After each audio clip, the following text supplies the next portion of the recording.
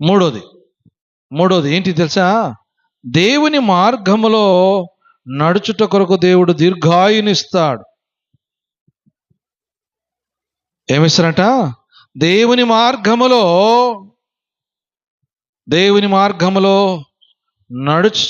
నడుచుట వలన దీర్ఘాయునిస్తాడు. చూడండి, ద్వితీయోపదేశకాండము 5వ అధ్యాయము 33వ వచనం.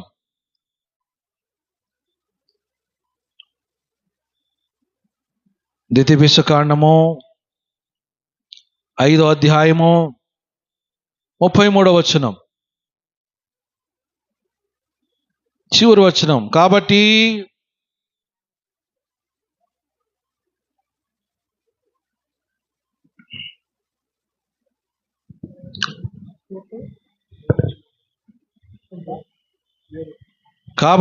మీరు కుడికే గాని ఎడమకే గాని తిరగక మీ దేవుడని యెహోవా ఆజ్ఞాపించినట్లును చేయుటకు జాగ్రత్త పడవలను. మీరు స్వాధీనపరచుకుపోవు దేశములో మీరు జీవించటం మేలు కలిగి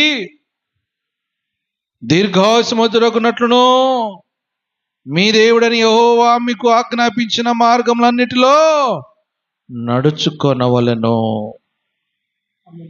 దేవుని నామమునకు స్తోత్రం కలుగును గాక. హల్లెలూయా. ఏ ప్రాంతంలో ఉన్నామో, ఏ గ్రామంలో ఉన్నామో, ఏ వీధిలో ఉన్నామో, కుడికే గాని ఎడమకే కాని తిరగక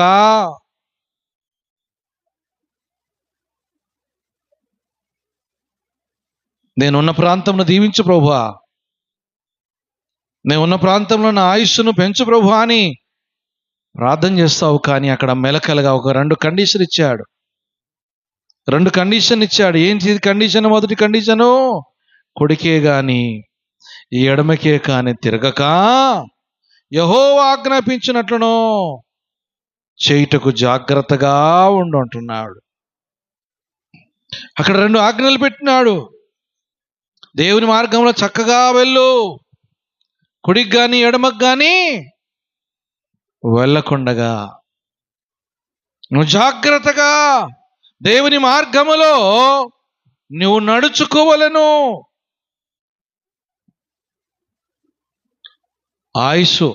మనం ఆయుష్ పొందాలంటే కుడికి గాని ఎడమకు గాని వెళ్ళకుండగా దేవుని మార్గములో మనము దేవుడు ఏదైతే ఆజ్ఞాపించినాడో, దేవుడు ఏదైతే మనకు బోధించినాడో, దేవుడు నీతో మాట్లాడుచున్నాడో ఆ మాటలను బట్టి నువ్వు అంగీకరించి నువ్వు నడుచుకునేలా నీకేం కలుగుతుంది?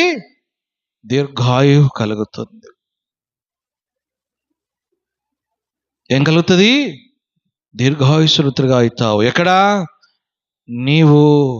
కలుగుతావు? నీవు దేశములో, ఎక్కడైతే మీరు స్వాధీనపరచుకునబో దేశములో మీరు జీవించటం మేలు కలిగి, ఎక్కడైతే నువ్వు కలిగి ఉన్నావో అక్కడ దేవుడు నీకు ఆయుష్ను ఇచ్చాడు. హల్లెలూయా. కొన్నిసార్లు మనం చూస్తాం, వెళ్తాము, బైబిల్లో నయోమి వెళ్ళినది, కరువు వచ్చింది, వెళ్ళింది. ఎక్కడి నుంచి? బెత్లెహేముని విడిచిపెట్టింది కదా, విడిచి వెళ్ళింది. ఏదో సంపాదించుకుని వెళ్ళింది. ఆ దేశంలో ఆయుష్ తన భర్తకున్నదా, కుమారులకున్నదా? నడుచుకున్నావా? ఓర్చుకున్నావా? నువ్వు ఎక్కడైతే ఉన్నావో, ఏ ప్రాంతంలో అయితే కొలిగినావో, దేవుడు నీకు ఆయుష్ను ఇవ్వాలంటే నువ్వు కుడికి కానీ ఎడమకు కానీ తిరగకుండా దేవుని మార్గంలో నడుచుకునే ప్రయత్నం చేయి. దేవుడు నీకు ఆయుష్ను ఇవ్వగలుగుతాడు. 4